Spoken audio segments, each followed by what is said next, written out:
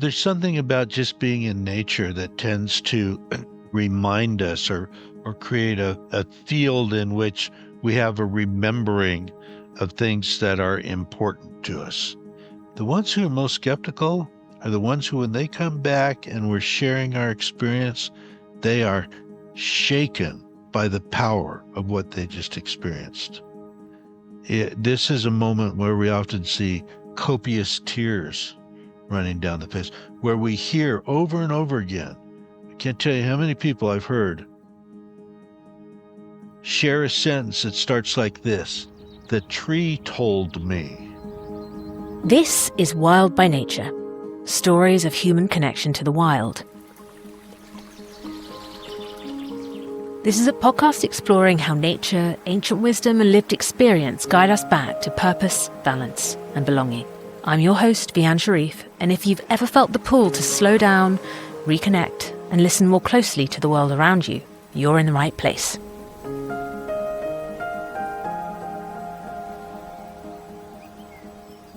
Hello and welcome to Wild by Nature. We've all been outside in nature, on a walk, a hike, or even just passing through. But most of the time, we're distracted. We're thinking, rushing, or moving too fast to really take too much in. So even when we're there, we're not actually fully present. Today's guest is Amos Clifford, a pioneer in guiding people into a deeper relationship with the natural world. He's the founder of the Association of Nature and Forest Therapy and author of Your Guide to Forest Bathing and Your Guide to Forest Bathing Journal, two resources that teach not just what forest bathing is, but how to truly experience it. And that really is just the tip of Amos's background. Welcome, Amos. Thank you. Amos, for people hearing this for the first time, what exactly is forest bathing and where did it come from? Forest bathing is quite simple. It's just going into a forest or other natural environment in a way that's not hurried, where you leave your goals behind and you bathe your senses in the ambiance of the forest. So the attention in forest bathing is to sensory experience rather than a goal. I like to say it's more about being here than about getting there. The ways most of us typically go into the forest. And it came from Japan, the term forest bathing. It was coined in the 1980s. And the Japanese way of saying it is Shinrin-yoku. So Shinrin-yoku translates more or less as forest bathing, Shinrin being forest, yoku bathing. And it's come out of a need for addressing extreme chronic stress in the culture, particularly in the work environments. And so in Japan, the initial studies were, how do we gather evidence that spending relaxed time in the forest actually has beneficial impacts on levels of stress? So there's a lot of emphasis on evidence gathering. And that's true not just in Japan, but Korea has an amazing, in South Korea, a nationwide network of forest bathing or forest therapy bases that's really quite an infrastructure funded by their national lottery there. And I've been able to visit quite a few of those bases, and they have a very similar orientation, which is that forest therapy is for mostly for physical well-being from spending relaxed time in forest environments and with certain ancillary activities around that. So, for example, in South Korea, during a forest bathing walk, there may be a station where you go into a building and there's a pond, just a little, a shallow pond, just enough to take off your shoes and put your feet into it. and they'll have hot water in there infused with the herb mugwort, which they also use in China. So in China, they'll use very similar methods too. So these are some of the places where forest bathing have come from. But I'll also acknowledge in Germany, the nature spa tradition has been alive and well for hundreds of years. I want to say this is a global phenomenon. And I know you've spent some time in sub-Saharan Africa, and I bet you've witnessed this yourself among the people who you've spent time with there. Am I right? I lived with the Samburu for a short period of time, and many of their lands are not a tremendous amount of forest, but a real reverence for the ritual of the day in relation to nature, as well as a huge amount of cosmology and ritual and tradition that grounds what the day looks like and what practices look like, Amos. And so, you're right. It's a phenomenal way to be connected to nature. And what I'm interested in is something you said right at the beginning of your answer there, which is collecting the information or data that is needed around what actually happens when you're forest bathing or having these experiences. And what has the data shown us happens? So let's say we're at a forest therapy or forest bathing trail in Japan. I'm going to use for an example the trails at Okutama, which is a fairly short train ride out of Tokyo to get up into the mountains in Okutama. And at the beginning of the trail, there's a beautiful facility where you go in and they take a blood pressure and they measure salivary amylase. And what they're looking for are indicators of stress. So the amylase that they get just with a little swab in the mouth, it can be used as a fairly reliable indicator of stress level. So you do the walk, and then at the end, they've they've actually brought the same machines around to the building at the end so that you're using the same blood pressure monitor, the same salivary amylase. So they're trying to control for variations that might exist in the equipment. And they do a post measure. So you have the measure of stress indicators before the walk and after the walk. And typically, those measurements will show a reduction in stress after the walk. Now, I'm just going to say that for me, it's always the opposite. They show an increase, but I think that's because they're not measuring stress. I think they also measure engagement. And when I'm on those walks, I'm so engaged in noticing how the trails are built, how the guides are interacting with me and the other people walking on the trail, what the different kinds of activities or invitations are that they give. So I get very engaged with that. But for stress reduction in general, now they have probably hundreds of thousands of observations. And the trend is clear that for most people, the indicators are that there's a reduction in stress. So what's happening there is a reset of the nervous system. And when the nervous system is reset with less stress, it improves other indicators that are more complex to measure. For example, there's an increase in the natural killer cells, which are an important component of our immune systems. And so there's a boost in immune system health. And this boost from even just a weekend, say at a forest therapy retreat, is still detectable after a month. So they've established through this research that once a week, going out in the forest for a few hours is probably going to have a cumulative long-term benefits for stress, for immune response, and for there's a wide range of other health indicators they look at, including some psychological measures. They use a instrument called profile of mood states that looks at your mood before and after the walk. And there's improvements in things like, oh, feeling relaxed, capacity to concentrate, a sense of peacefulness, and so on.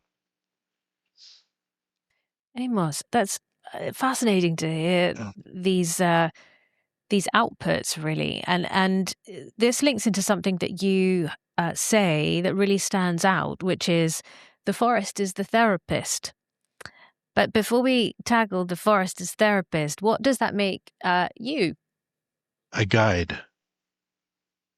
So, a guide is a different way of working than being a therapist or a teacher. Guide suits me better. And I started my career as a guide when I was 18 years old and started working in wilderness programs for youth at risk and college students, the therapeutic wilderness model. So I started working in those over 50 years ago. And I worked in those for about, I don't know, maybe 20 years. And I noticed that for me, guiding just felt more natural. I'm also interested, Amos, in your concept of invitations. How does that factor into either your guiding or the forest experience? So an invitation is usually constructed to bring people to a different kind of state than is the norm for them. So a really simple example of that is I might at a certain point in the walk, I'll scaffold this with some previous invitations to get people ready for it. I'll say, now we're going to walk for 15 minutes. I just invite you to walk, and I'm going to set the pace. And the pace that I set will be much slower than you're used to. And I invite you to just stay with my pace, maybe stay behind me, or if we're walking through a meadow, just be aware of the pace and just stay at this pace. And I walk very, very slowly. Now, simply walking slowly through a meadow or a forest along a trail for 15 minutes is edgy for people. What comes up is the racing mind, what in meditation is called monkey mind, and a lot of thoughts about, well, this is stupid. I have other things to do, just preoccupations with other things. And I like to do these very slow walks for 15 to 20 minutes. And the reason I like to do that is because it gives the opportunity for the cycle of monkey mind to arise and fall away 3 times. And by the third time, there's a coming to a comfort, a sense of um, a sense of enjoyment of the very slow pace that we're doing. So what's happened there from the perspective of a guide is that the edge we brought people to is the norm in our society of always being in a hurry, being task oriented, having to do something. We brought them to that, and we've taken a little step beyond that. We said for just 15 minutes, we're going to just move slowly. And I'll usually give an invitation, another layer of the invitation. I'll say, as you're moving, pay attention to whatever is in motion in the landscape within and without. So when you find your mind racing, just bring it back to this question, what is in motion? And that's the equivalent of an objective meditation that you might get, say, in Zen or Vipassana trainings, something like that. I will say this, I don't tell them to meditate because, I practiced Zen for 20 plus years. And the first 10 years of that was I was so preoccupied with trying to do it right that I missed the point. I had my idea of what doing it right was. And my feeling is if we tell people we're going to do a slow walking meditation, people get preoccupied with trying to do it right. Invitation is not assignment. It's not an exercise. It isn't about doing it right. When I give the preface or the introductory talk to my walk, I say, I'm going to give you a series of invitations, and they are invitations. And if they don't work for you, don't do them or modify them. Think in your mind, well, what'll make it work? Explore, find your way. Where do the edges that we put around ourselves come from? And why does this practice help us or invite us to go beyond those? We're all in a constant co-conspiracy to create boundaries for each other and to enforce those boundaries. And there are major institutional parts of that, our educational system, the way our family systems work, our legal structures, our economic structures. What they what they all do is they create a kind of an ontological view that this way that we know the world is what reality is, and things outside of that are unreal or suspect in some way. And we're all experts at enforcing that. You know, when you think of school bullies look for the people who are a little bit weird, right? And those are the people who have not completely conformed. And so the job of the school bully is to get them to conform. They have the same job as the school principal. Get the kids who are out there a little bit to conform. They use different methods. But most of us eventually got absorbed. We got absorbed back into the dominant culture. How does the forest bathing experience invite us to move beyond that into a different kind of experience or perhaps realization of self or connection?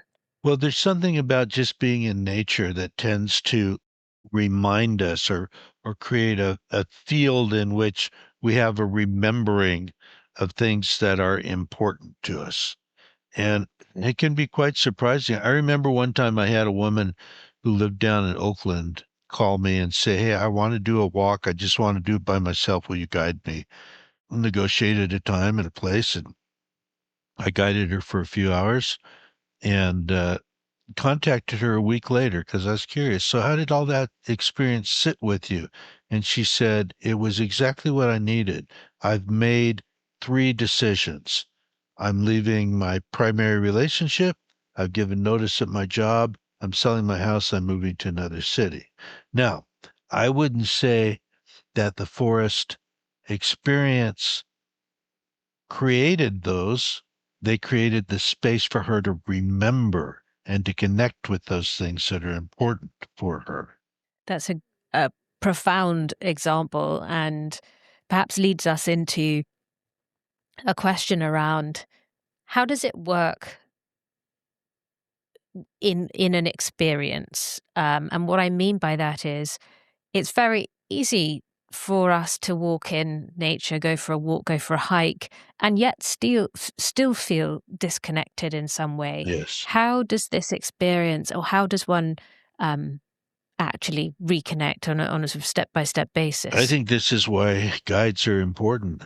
Guides that we train know how to help people stay present and to remember. So, a series of invitations. Let's back up a little bit. Let's say you come on a walk with me. I hope you do sometime. And we spend 2 or 3 hours. We're going to go no more than a couple of kilometers. So we're not rushing around.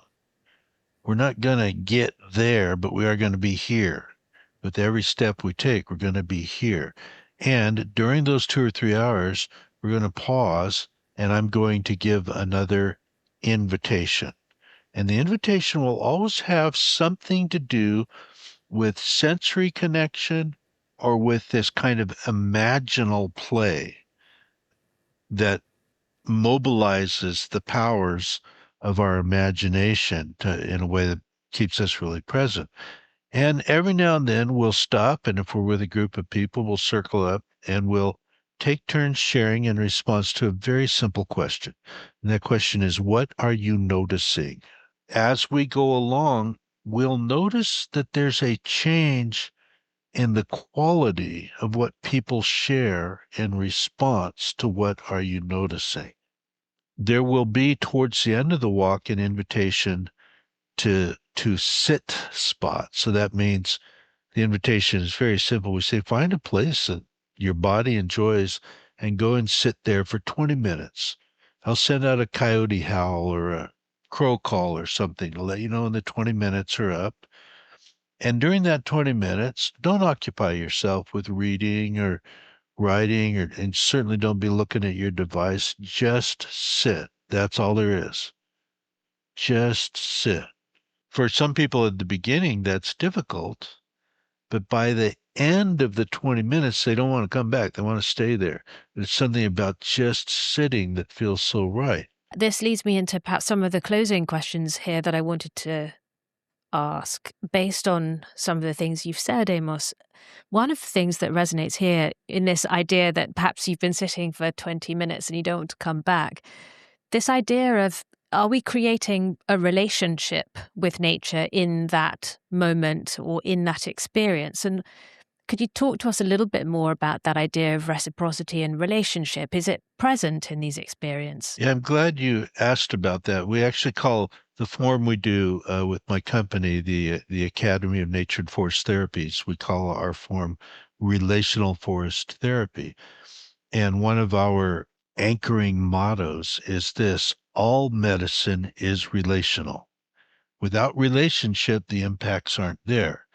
And so if you repeatedly walk on a trail, over time you start naturally developing a sense of relationship with that because you become intimate with that trail. But we have invitations that very specifically cultivate relationship.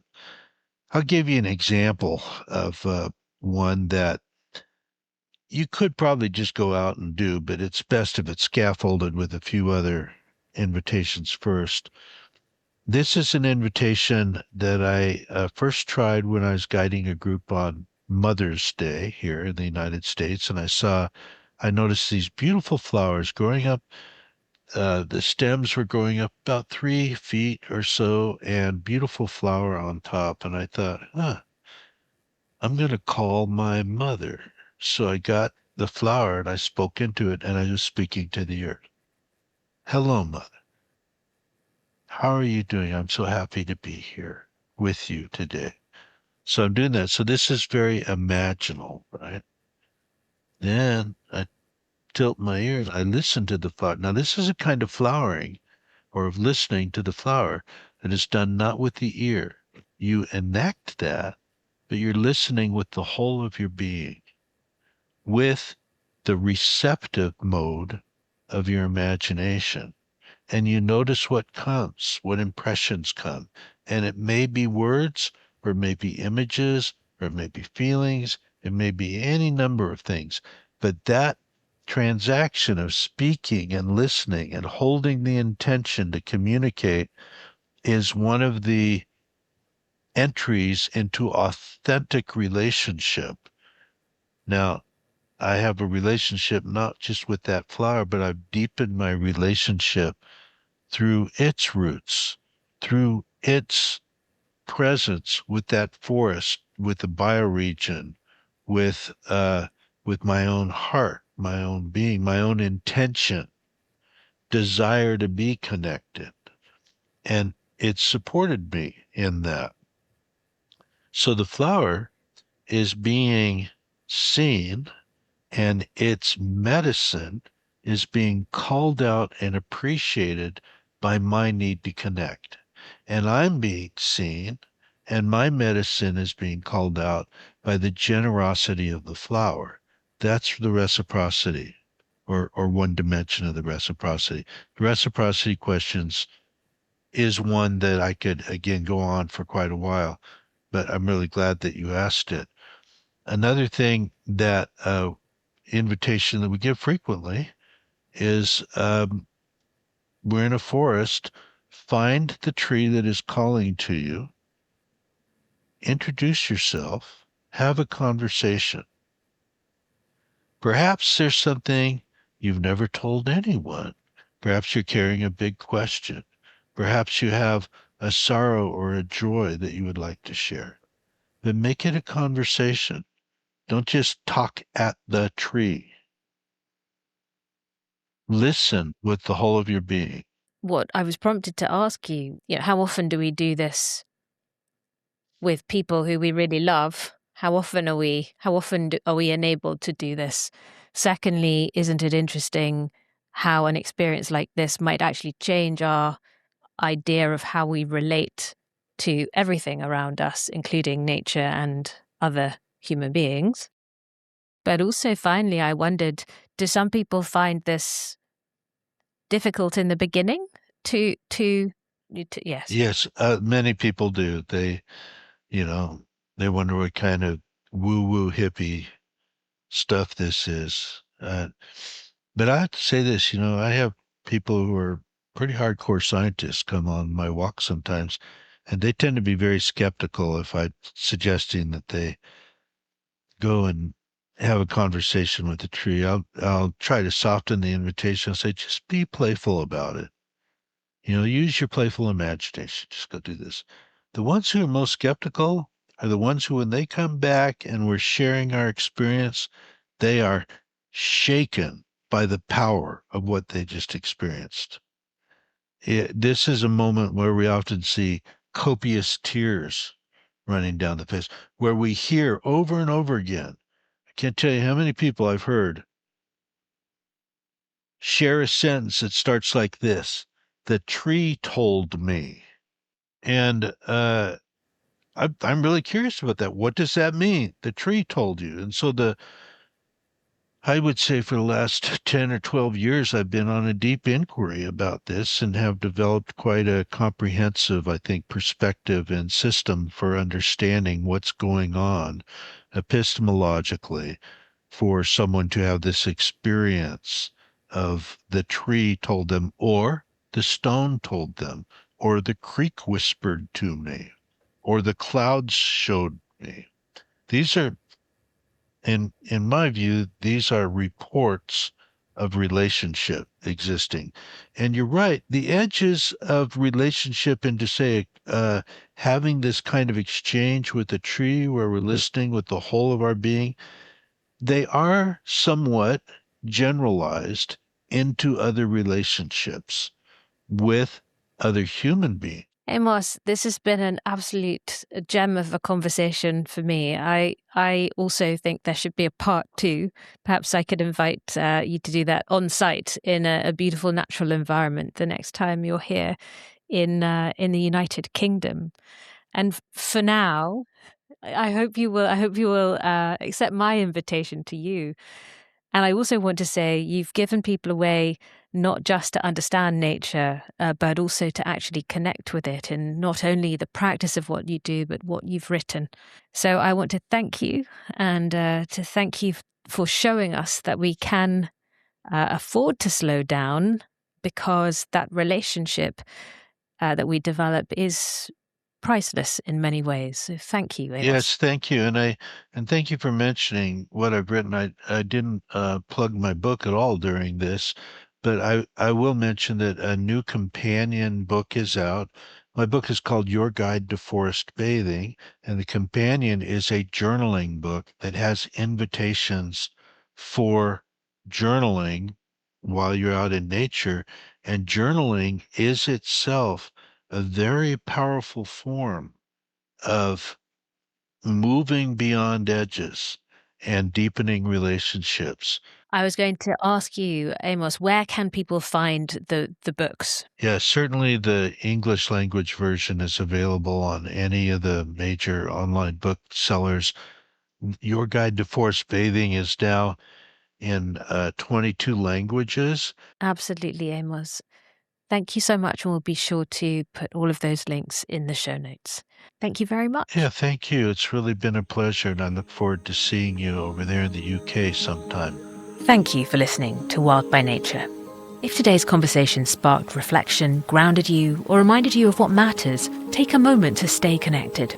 Follow Wild by Nature on Apple Podcasts, YouTube, or wherever you get your podcasts, and join me as we continue exploring what it means to live in relationship with the earth and with each other. We'll see you next time.